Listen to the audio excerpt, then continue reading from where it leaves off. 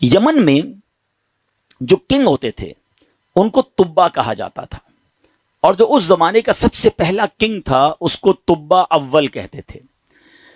تبا اول بہت بڑا بادشاہ تھا، مسلمان تو تھا نہیں، ایمان تو لایا نہیں تھا، مگر تبا اول کا پلان یہ تھا کہ اس نے ایک بہت بڑا لشکر بنایا۔ اچھا، اس لشکر میں اس نے پلان یہ کیا کہ اس کے پاس 1,13,000 پیدل چلنے والے تھے اور 1,30,000 کے قریب گھوڑا چلانے والے، گھڑ سوار، horse rider. Try to imagine کتنا بڑا اس کا جلوس تھا، کتنا بڑا لشکر تھا۔ وہ اپنے پورے لشکر کو لے کر اس نے پوری دنیا کو ٹریول کرنے کا پلان کیا۔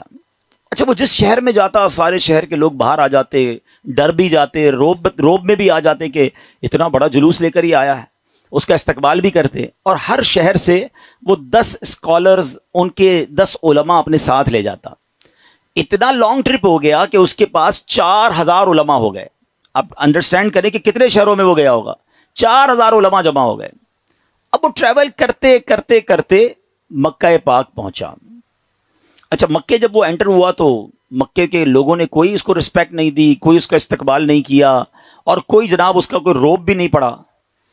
تو اس نے اپنے وزیروں کو بلایا کہ یہ کیسے لوگ ہیں، یہ شہر کیسا شہر ہے، نو بڈی کوئی استقبال بھی نہیں ہوا، کوئی ہمارا روب بھی نہیں ہے، کوئی دبدبہ بھی نہیں ہے، ٹیک کیئر بھی نہیں کیا انہوں نے ہمیں۔ تو اس کے وزیروں نے بتایا کہ بات یہ ہے کہ یہ مکے والے جو ہے نا، ان کے پاس ایک بہت کمال کی عمارت ہے جس کو یہ کعبہ کہتے ہیں، اور یہ کعبے کا طواف کرتے ہیں۔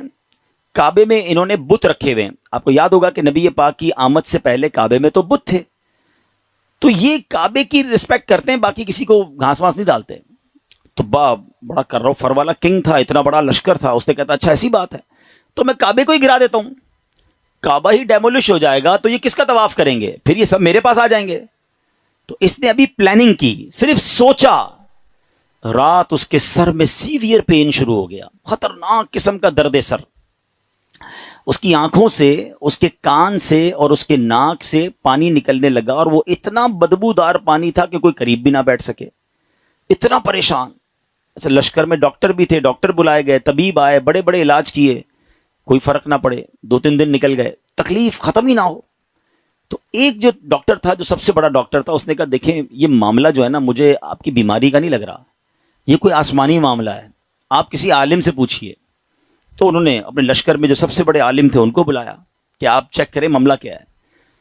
تو انہوں نے کہا یہ بتاؤ کہ تم نے کوئی غلط خیال تو نہیں کیا اس شہر کے بارے میں، یہاں کے رہنے والوں کے بارے میں؟ اس نے کہا ہاں، میں نے تو پلان کیا تھا کہ کعبہ گرا دوں گا، یہاں کے مردوں کو قتل کر دوں گا، عورتوں اور بچوں کو قیدی بنا لوں گا۔ تو ان عالم دین نے کہا کہ نہیں، تم نے غلط کیا، تمہیں نہیں پتا کہ یہ کعبہ کیا ہے، اس کا مالک وہ خالق ہے، وہ مالک ہے کہ اگر اس کے بارے میں، کعبے کے بارے میں نیگیٹو سوچو گے تو برباد ہو جاؤ گے، فوراً توبہ کر لو ورنہ تم خود ہی برباد ہو جاؤ گے۔ کہا اچھا ایسی بات ہے۔ تبا نے توبہ کر لی، جیسے ہی توبہ کی تو اس کا سارا درد ختم ہو گیا، وہ فریش ہو گیا، اس کی طبیعت ٹھیک ہو گئی۔ تو اب اس نے دین ابراہیمی اختیار کر لیا، اللہ پر ایمان لایا، اور اس زمانے میں حضرت ابراہیم کا دین چل رہا تھا، ابھی نبی پاک تو آئے نہیں تھے، اس نے دین ابراہیمی ایکسیپٹ کیا اور اس نے اللہ پر ایمان لے آیا۔ اچھا، اب وہاں سے پھر لشکر آگے چلا، اور چلتے چلتے چلتے ایک ایسی بستی میں پہنچا جہاں کھجور کے درخت تھے، بڑی خوشگوار وادی تھی، اور وہاں انہوں نے پڑاؤ ڈالا۔ اچھا، اس لشکر میں جو علماء تھے انہوں نے اپنی کتابیں نکالی، ان کے پاس آسمانی کتابیں تھیں، وہ پڑھتے گئے اور کہنے لگے یہ تو وہی جگہ ہے جہاں ہماری کتابیں بتاتی ہیں جہاں اللہ کے آخری نبی ہجرت کر کے آئیں گے۔ یعنی اس کا مطلب وہ ڈھونڈتے ڈھونڈتے آج کے مدینے میں پہنچ گئے تھے، جس کو آج ہم مدینہ کہتے ہیں نا، یہ وہاں پہنچ گئے تھے۔ تو 400 علماء نے کہا کہ بھائی ہم تو یہ جگہ چھوڑ کے نہیں جائیں گے، پتہ نہیں کب نبی پاک آ جائیں، اب ہم نے یہیں ٹھہرنا ہے، اگر تبا رہنے دے گا تو ٹھیک ہے، بے شک ہماری بوٹی بوٹی کر دے، ہم نے یہ شہر چھوڑ کے نہیں جانا۔ اطلاع تبا کو بھی مل گئی، تبا نے بلایا علماء کو کہ کیا مسئلہ ہے؟ تو کہا دیکھیں حضرت، ہم نے اپنی کتابوں میں پڑھا ہے، ہمارا حساب کتاب بتاتا ہے کہ اللہ کے آخری نبی اسی بستی میں آئیں گے، ہم اس بستی کو چھوڑ کے نہیں جائیں گے، ہم ان کے خادم بن کر رہیں گے، ان کے امتی بنیں گے، ان پر ایمان لائیں گے۔ اچھا، تبا بھی 2-4 دن پہلے ہی یا کچھ دنوں پہلے ہی مکے کی تعظیم سمجھ چکا تھا، اللہ پر ایمان لا چکا تھا، تو اس نے کہا اچھا ایسی بات ہے تو میں بھی رک جاتا ہوں۔ اس نے کیا کیا، 400 علماء کے لیے 400 گھر بنائے، ان 400 علماء کی شادیاں کروائیں، ان کو خوب مال و دولت بھی دیا۔ 1 سال تبا خود بھی وہیں رہا، 1 سال کے بعد دیکھا کہ نبی پاک تو نہیں آئے، تو اب طبا نے ایک کمال کا خط لکھا. سنیے گا پیارے اسلامی بھائیو، یہ دنیا کا انوکھا خط ہے کہ اس کے لیے لکھا جا رہا ہے جو بھی دنیا میں آئے نہیں ہیں. اور کس عشق والی زبان میں طبا بادشاہ نے وہ خط لکھا. اس نے لکھا کہ اس اللہ کے نام سے شروع جو عالمین کا رب ہے. میں جناب رسول اللہ صلی اللہ تعالی وسلم کی بارگاہ میں طبا اول حمیری سلام پیش کرتا ہوں، اور میں آقا علیہ الصلوۃ والسلام کی بارگاہ میں عرض کرتا ہوں کہ حضور اگر میں نے آپ کا زمانہ پا لیا تو میں آپ کی خدمت کروں گا، آپ پر ایمان لاؤں گا، آپ کی سنت پر عمل کروں گا، جو آپ کتاب لے کر آئیں گے میں اس پر بھی عمل کروں گا. اور حضور اگر میں پھر بھی آپ کا زمانہ نہ پا سکوں تو مجھے اپنی غلامی میں قبول فرمائیے، اور قیامت کے دن مجھے میری شفاعت فرمائیے گا، مجھے بھول نہ جائیے گا. بڑا کمال کا عشق والا اس نے خط لکھا. اس خط کو اس نے سیل کیا گولڈن اسٹیمپ لگا کے. اچھا، ایک اور مکان بنایا اس نے، اور جو اس وقت کے سب سے بڑے عالم تھے ان کو وہ لیٹر بھی دیا، اور کہا جب آپ نبی پاک سے اگر آپ کی ملاقات ہو جائے نا تو میرا خط انہیں دیجیے گا، یہ مکان بھی انہیں گفٹ کر دیجیے گا، اور اگر نہ ہو تو آپ اپنے بچے کو کہیے گا، آپ کا انتقال ہونے لگے تو اس کو یہ لیٹر دیجیے گا، اس کو کہیے گا وہ اپنی اولاد کو دے، تاکہ کسی طرح یہ خط جناب آخری نبی صلی اللہ تعالی علیہ وسلم تک پہنچ جائے. یہ کیسا عشق ہے. اب ذرا سنیے گا. طبا اول حمیری کا بعد میں وہ مدینے سے آگے گیا اور جا کے اس کا انتقال ہو گیا. آفٹر 1000 years، 1000 سال بعد 12 ربیع الاول والے دن مکہ مکرمہ میں نبی پاک کی ولادت ہوتی ہے، آقا کی تشریف آوری ہوتی ہے. نبی پاک 53 سال مکے میں گزارتے ہیں، اور اس دوران حضرت مصعب بن عمیر صحابی رسول ہیں، ان کو پیارے آقا مدینے بھیجتے ہیں کہ وہاں جا کے اسلام کی دعوت دو. مدینے میں تو فوراً اسلام پھیلنا شروع ہو گیا. علماء کہتے ہیں جو اتنی تیزی سے اسلام مدینے میں پھیلا نا، اس کی بڑی وجہ یہ تھی جو یہ انصار صحابہ تھے نا. مدینے والوں کو کیا کہتے ہیں؟ انصار. مکے والوں کو کیا کہتے ہیں؟ مہاجرین. تو جو انصار تھے نا، یہ سارے انہی 400 علماء کی اولاد میں سے تھے. they were waiting from last 1000 years for رسول پاک علیہ الصلوۃ والسلام. یہ تو 1000 سال سے انتظار کر رہے تھے. جیسے ہی حضرت مصعب بن عمیر پہنچے، دیگر مبلغین پہنچے، اللہ کے رسول کی باتیں بتائیں، اسلام کی باتیں بتائیں، دھڑا دھڑ لوگ اسلام قبول کرنے لگ گئے. اچھا، اب قبیلے کے لوگ بیٹھے کہ آخری نبی تو آ گئے ہیں مکے میں، ہمارے پاس ایک لیٹر ہے، اب وہ پہنچانا ہے انہیں.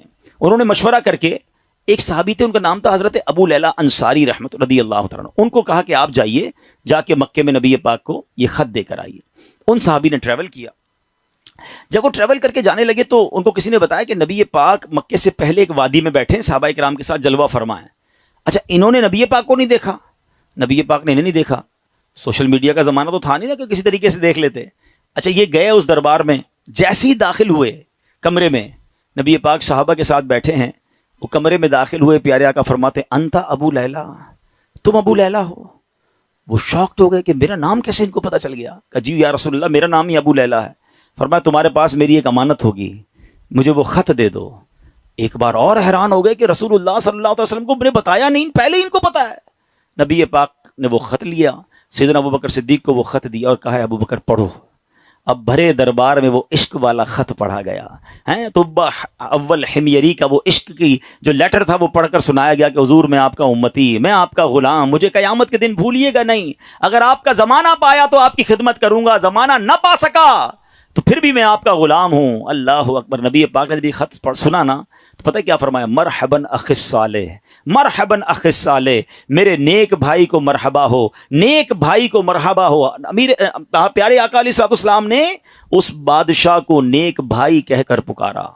اچھا، اب ابو لیلہ انصاری تو حیران پریشان، نبی پاک پر کلمہ پڑھا، مسلمان ہوئے کہ ان کو مجھ سے پہلے پتہ ہے کہ یہ میرے دل میں کیا ہے اور میں کیا لے کر آیا ہوں. واپس گئے، اپنے شہر والوں کو بتایا کہ بھائی میں تو ان سے مل کر آیا ہوں جو تو غیب کی خبریں دیتے ہیں. اچھا، بہرحال اب نبی پاک نے مکے سے مدینے سفر اختیار کیا. اچھا، مدینے والوں کو انتظار تو بڑا تھا کہ پیارے آقا مدینے آئیں گے. اچھا، نارملی 7 days کا ٹریول ہوتا تھا. اگر مکے سے کوئی اونٹوں پر یا گھوڑوں پر نکلتا تھا نا، it's take almost 7 days to travel. اب آج کل تو ہم 4 گھنٹے میں پہنچ جاتے ہیں، بڑے اچھے روڈ بن گئے ہیں.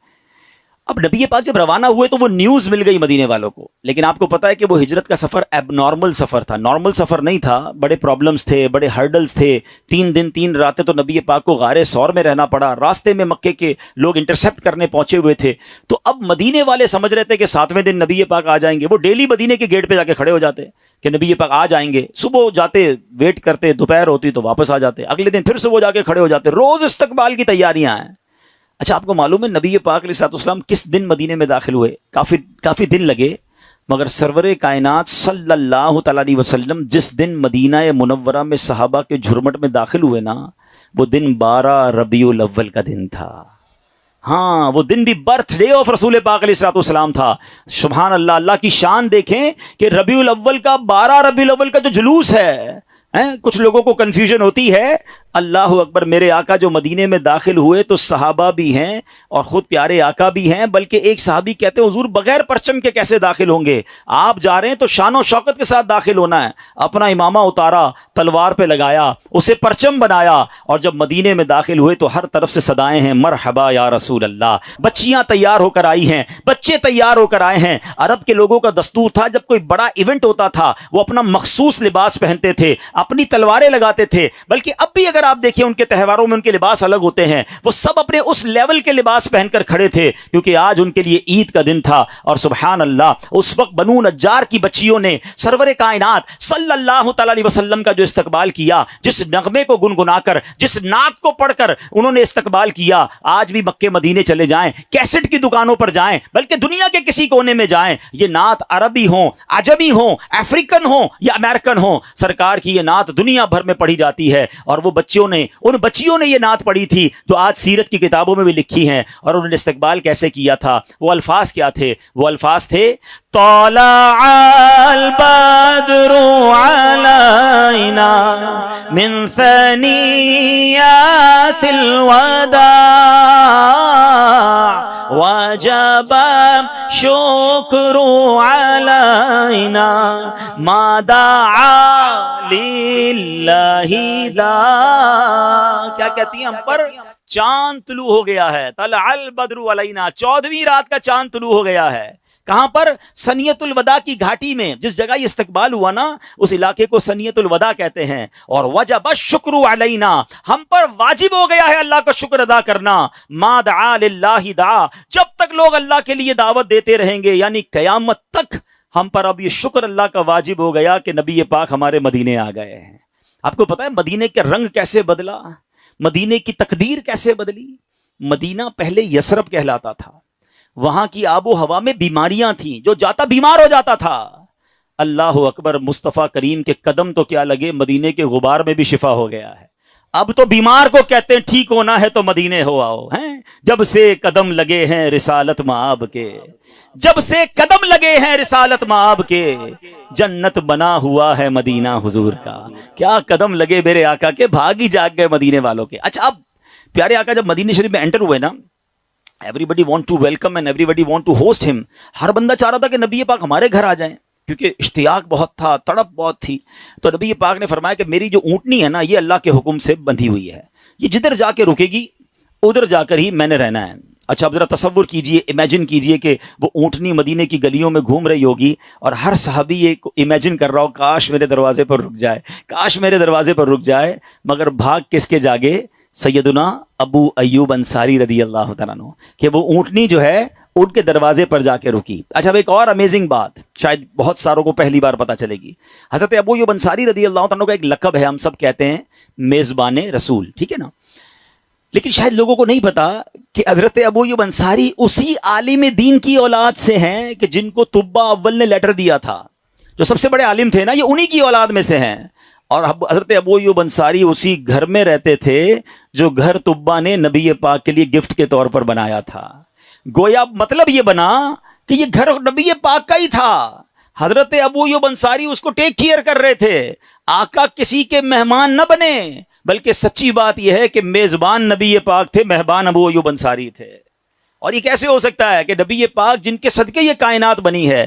امام عشق و محبت اعلیٰ حضرت بڑا کمال کا شعر لکھتے ہیں، آپ فرماتے حضور یہ کائنات جب آپ کے لیے بنی ہے، آپ کی وجہ سے بنی ہے، تو پھر سارا زمانہ تو اس میں مہمان ہوا نا، اصل میزبان تو آپ ہیں۔ آپ کہتے ہیں آسماں خان زمین خان زمانہ مہمان، آسماں خان زمین خان زمانہ مہمان، صاحب خان نالا کب کس کا ہے تیرا تیرا صاحب خواہ، نالا کب کس کا ہے تیرا۔